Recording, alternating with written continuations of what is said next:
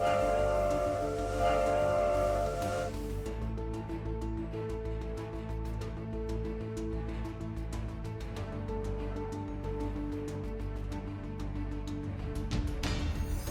my dudes and welcome back to the Steampunk Saga. Last episode we built the mine. I also said I'd move the create machines we set up into our new workshop, and true to my word, here they are. I'll also be walking you through those, plus some exciting new machines we have planned to go in there. Now also a big thank you to all of you guys supporting on Patreon and YouTube. Your names have been floating around the colony. Gregor Devotee over here fancies himself as a bit of a bear tamer. Careful there, Gregor, or you will be savagely mauled. Callum Wolf is trying his luck with the bison, who are probably going to turn him into a pincushion. Over here, his sister Sheila Wolf is a busy lady with no time to hang around for the camera.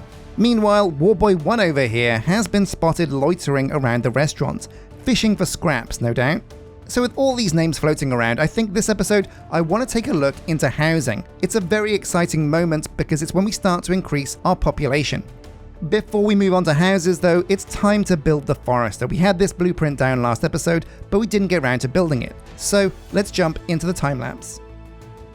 We've got a big thirst for wood, so it's about time we got construction underway. The building is super simple and the materials were the easiest of any building we've had yet. We didn't even need to use the architect's cutter for this one, which is good. There's a lot of space behind this building, which is going to come in really handy for setting out a large area to farm trees. Now we have run out of dudes to become foresters, but I've remembered we've got 2 couriers at the moment in the warehouse, and they're kind of doing nothing. So moving one of those guys over here to become a lumberjack is going to be great. But here it is, the finished forester's hut, ready for us to set up.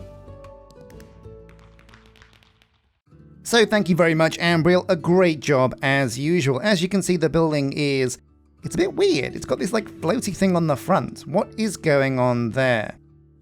Well, never mind. At level 2 and 3 and 4 and 5, this thing looks pretty cool, but it's always going to look a bit basic because it's a very small, simple starter hut. Inside, it's the same as all the other huts. It's got the hut block, a bit of area for storage, and not much else going on. So here we go. If we show employed, we can see all of the dudes in the jobs currently. Now, a builder is essential, a cook is also very useful, but our 2 couriers are doing kind of nothing. Oh, what's cool is it also tells you how far away these guys live. Ah, that's really cool.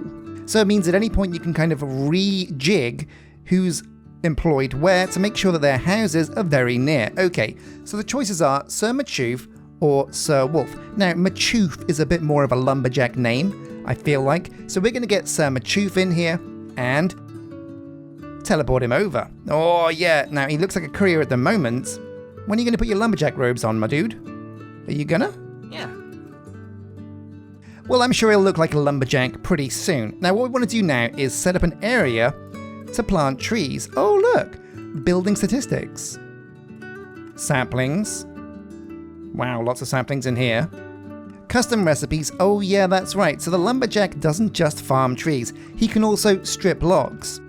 That's pretty useful, pretty cool to know. What are you doing here? What the hell? Sir Wolf? Wait, have you come over here? I know your brother's over here, but come on, man. Oh no, wait, I think he was just dropping off one of the axes. So Sir Machoof can get to work. Okay, cool. Oh, it's nighttime, right? They're all going to sleep, and I probably should as well. So we'll wait for them all to go to bed so they get a good night's sleep, and then we'll join them. I mean, we're not going to join them in bed, but we're going to go to sleep ourselves. That'd be a bit weird, wouldn't it? So the forester's hut, like I said, there's a bunch of options here, but the big important 2 are setting your saplings. So basically, we need to make sure he's only doing the trees you want him to do. And there's a lot here for us to turn off. Oh my god. And there we go. Sometime later, all of the saplings have been turned off. Now we need to turn on the important ones. So we want dark oak. That's a big one. Boom, you're on. Also, regular oak. That's a good one too. Well, there's a few of these. Regular oak sounds good. We'll turn on flowering oak as well, just in case we get one of those oak saplings. We probably won't, but there we go. Of course, spruce is the important 3rd wood. Now, birch doesn't really seem to be very commonly used, but I'm going to put it here just in case, because it'd be nice to have a stack or 2 down the line in case one of the builds needs birch. But for the most part, dark oak, oak, and spruce are your go-to woods for this style. Okay, well now you know what you're supposed to plant. I think this is actually his lumberjack uniform. Fair enough. I mean, it's not very lumberjacky, but I guess it's like a medieval lumberjack, so that's fine. What's that Robin Hood hat, Sir Machoof? What are you doing? Are you gonna like rob from the rich and give to the poor? I hope not. Because I'm the sheriff around here and I will kill you.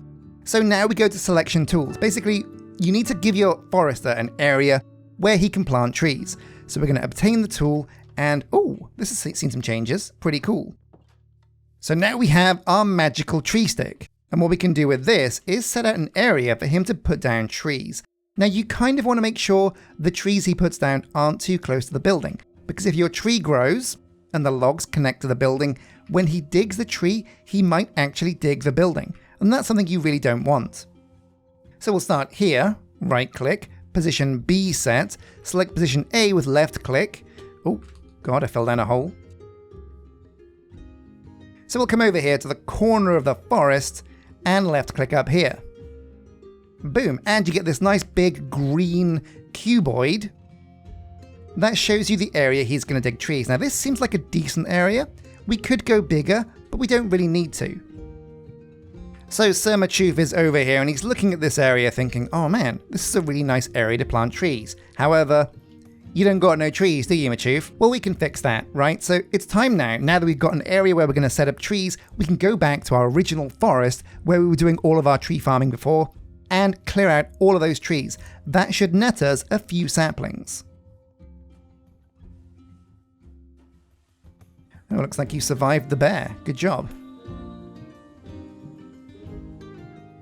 Now the great thing about moving out these trees means we have a whole area of prime real estate over here on the coast that we can work with.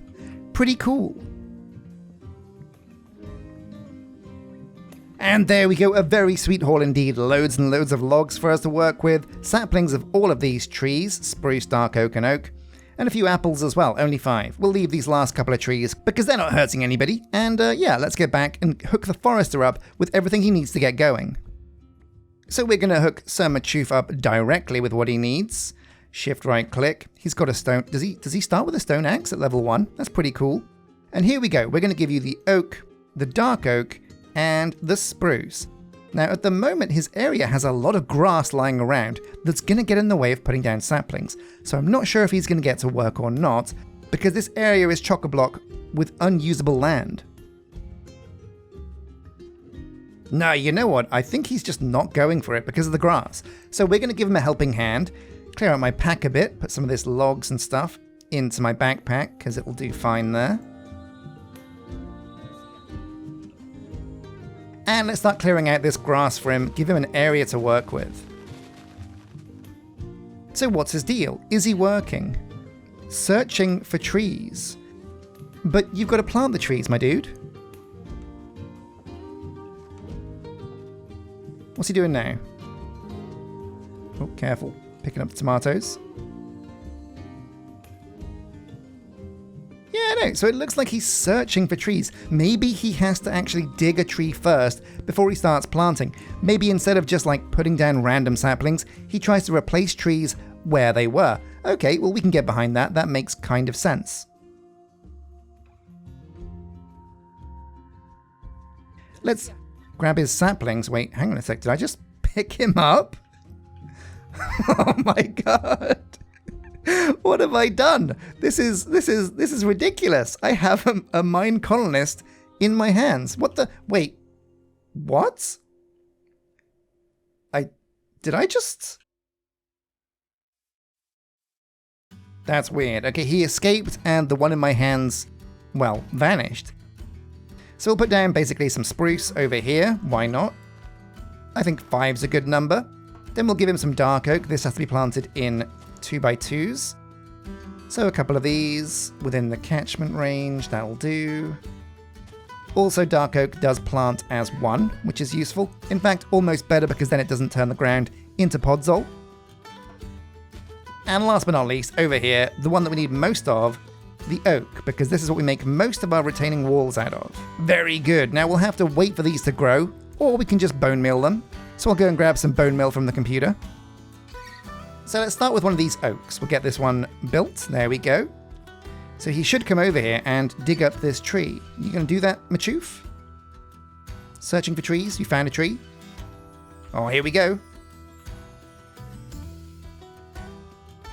He hasn't got an axe in his hand, but he might pop one out.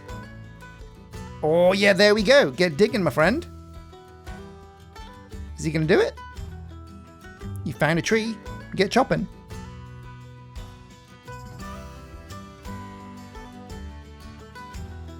Oh my god. What was that, Machoof? You call yourself a lumberjack? You just tapped the tree with the axe. This guy is no Captain America.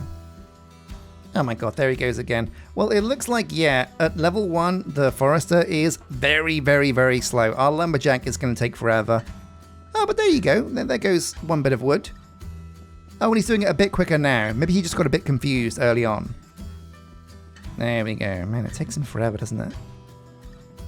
So he's about to clear this last log. Is he going to replant the tree? Let's find out. Wait, what are you digging now, Machoof? Oh no, there he goes. Okay, excellent work. So the lumberjack is configured. We know he works. We can leave him to do his thing. Amazing. There we go. Lumberjack configured. Next up, let's head to the workshop.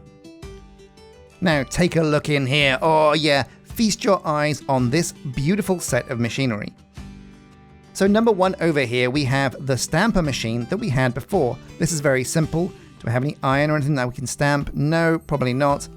But yeah, this basically creates iron plates and sends them into this chest. Very simple. Next to this, we have a different machine. So this is the wood stripper. But we've also left an area because there's one more machine we can put on here. Basically, if we want to make andesite casing, I'll show you this. Andesite casing, you need to use a deployer with andesite alloy on a stripped log. So if we put a deployer on this bit here, it'll strip the log, add the andesite alloy, and you get casing. This also works for brass casing and other kinds of casing that do exist. Very cool. And last but not least, what the dickens is this machine? Well, there's one essential machine that we didn't do previously. And we're going to see if we can get that set up now. Basically, if we want to get andesite alloy, and we do, it's a very expensive craft. It uses 2 andesite and 2 iron nuggets per andesite alloy. But there's a way for us to make that cheaper. With a mixer from Create, it only costs 1 andesite and 1 iron nugget. But yeah, just 1 nugget and 1 andesite makes an alloy. That's half the price. That's amazing. So to get this set up, we're going to need 2 things. A mechanical mixer and a basin. Everything else is already set up. All we need to do is plug it into these positions. So let's go and see if we can do that after a good night's sleep. So let's take a look. We're looking for a basin, which is kind of like a cauldron, but a bit different. It uses andesite alloy in a bit of a U shape. Okay, very easy to make. Also, the mechanical mixer. Now this is where things get a little bit tricky. I think we need a whisk. Yeah, okay. And a whisk is iron sheets and andesite alloy. So we should have andesite alloy in here. We'll put some of this food in here to get it out of our hair. So first up, we're going to make the basin. That's a U of andesite alloy. Very simple. Next up, we're going to make the whisk. We're missing 3 iron sheets. So let's go and use our create machines to make that. And let's see how quickly this works.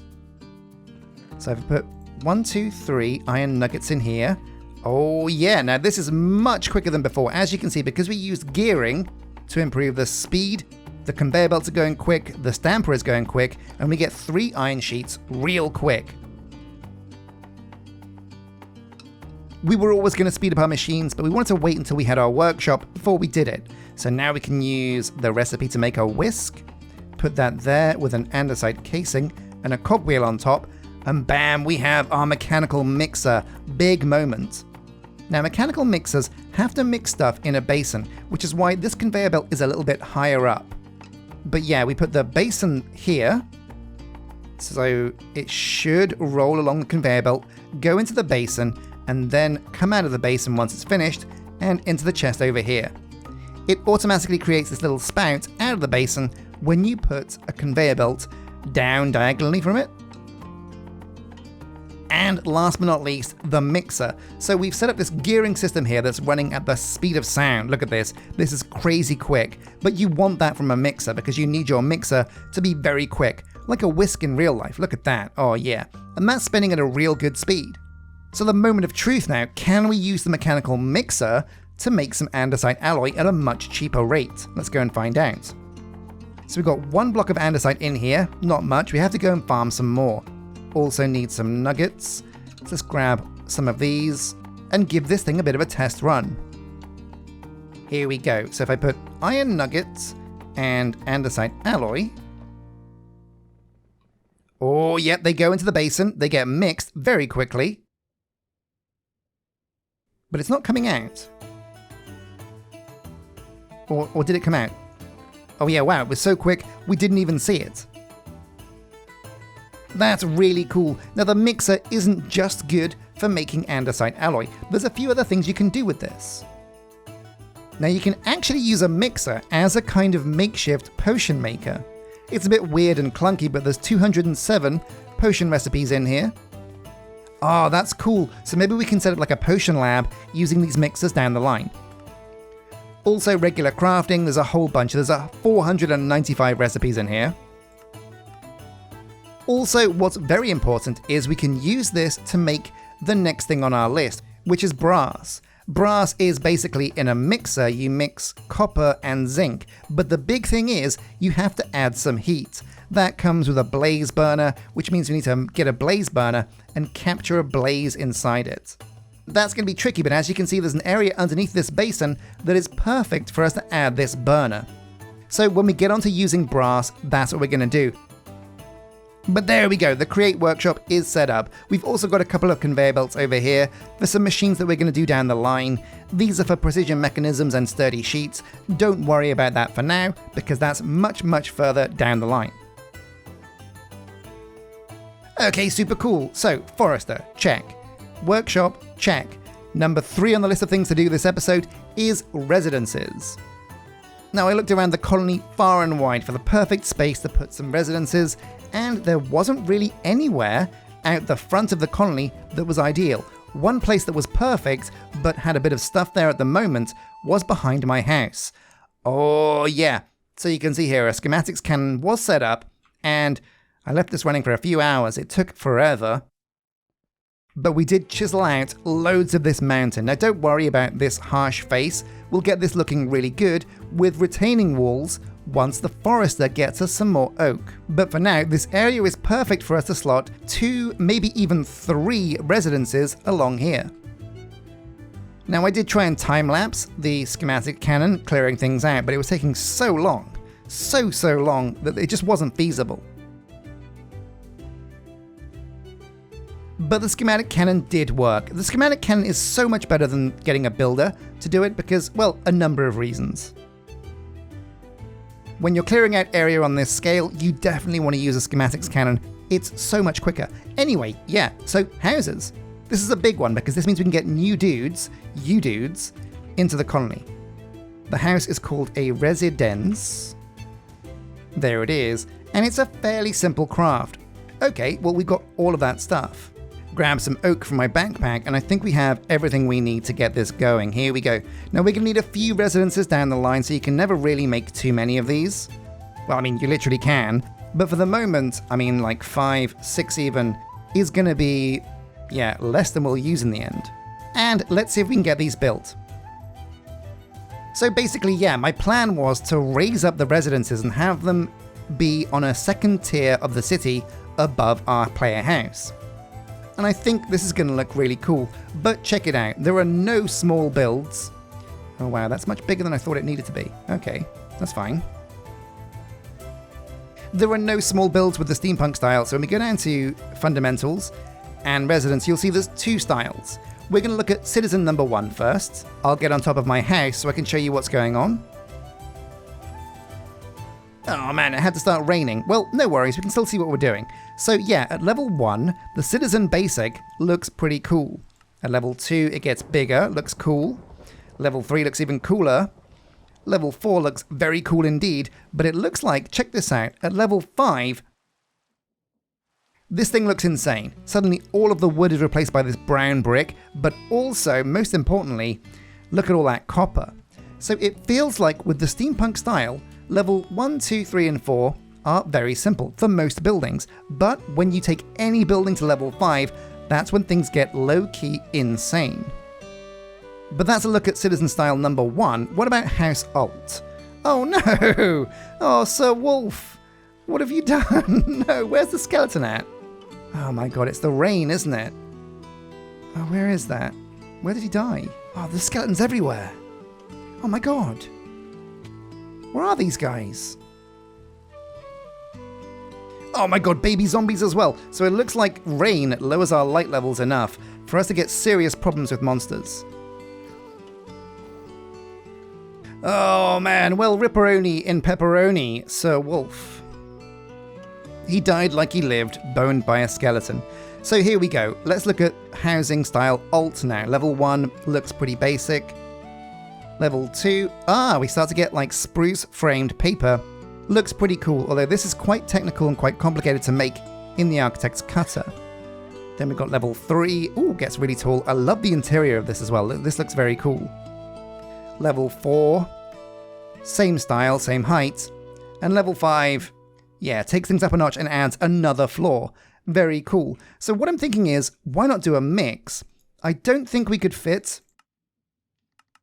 3 of these houses in this position. I mean, let's try and do the math here. 1,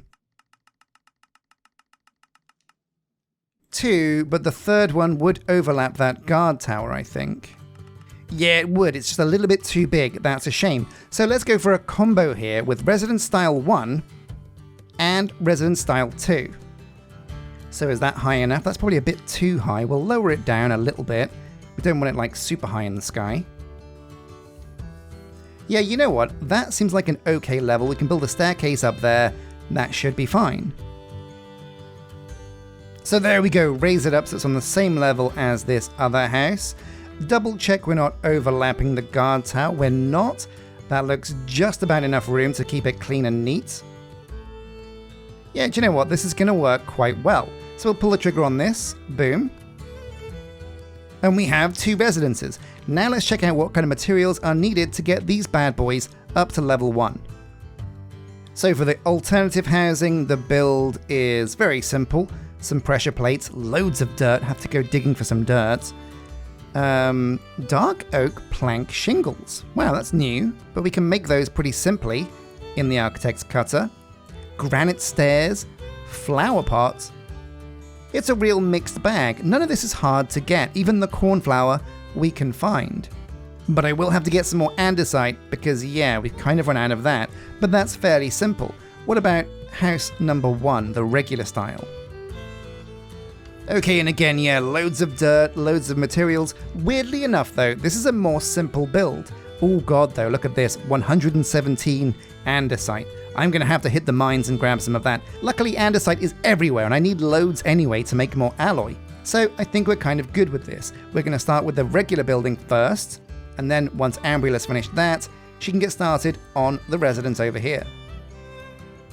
So my friends, it's time to hit the mine one more time. We need loads and loads of andesite.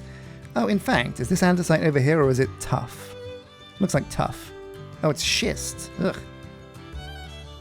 Tartan steel? Oh, yeah. Bit of Braveheart in him, I reckon. Steel yourself. So once I've gathered the andesite and that colossal amount of dirt, I'm going to give them to Ambriel and we can get started with the time lapse. So here we go, the first 2 residences that we're going to build on our colony. This is a really great moment because this means we can get dudes into the colony. Now there's a lot of dirt placement for the initial setup and prep for this build, which isn't really surprising. If I was building this on flat ground, this would be kind of mitigated because most of the ground would be dirt. But I think it's worth it. We want these areas raised up so that the colony has a bit more height and depth to it.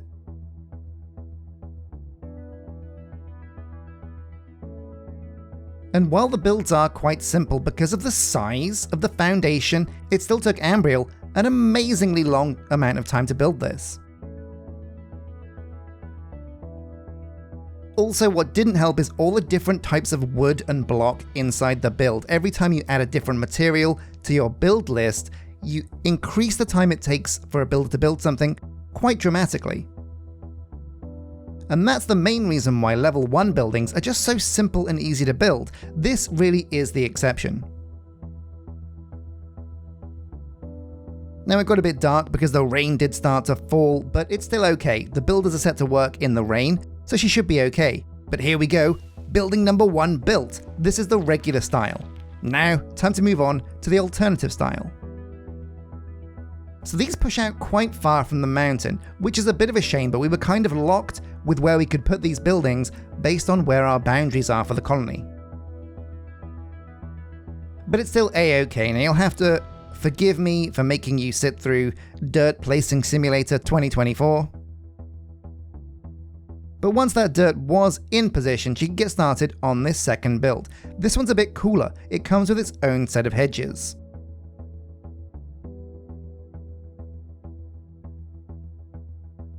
But also again, this building uses a lot of andesite, which is a bit of a pain to get.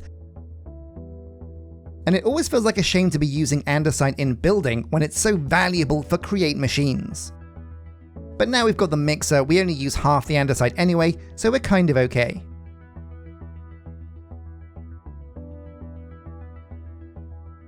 These buildings are cool. With the residences, every level of the house gives you 1 extra population, which isn't actually very much at all. I was kind of spoiled with Byzantine that let you build giant blocks of flats so you could put massive amounts of population into your colony. Comparatively, these are 2 very big builds that at most will get us 10 new dudes. That's not super great. But there we go, the building finished. Now, what I wanted to do was come around the back and just kind of put a retaining wall where that mountain is. This is not how it's going to be in the end, but we got the logs now from the forester, got loads of cobblestone. I kind of just wanted to neaten it up.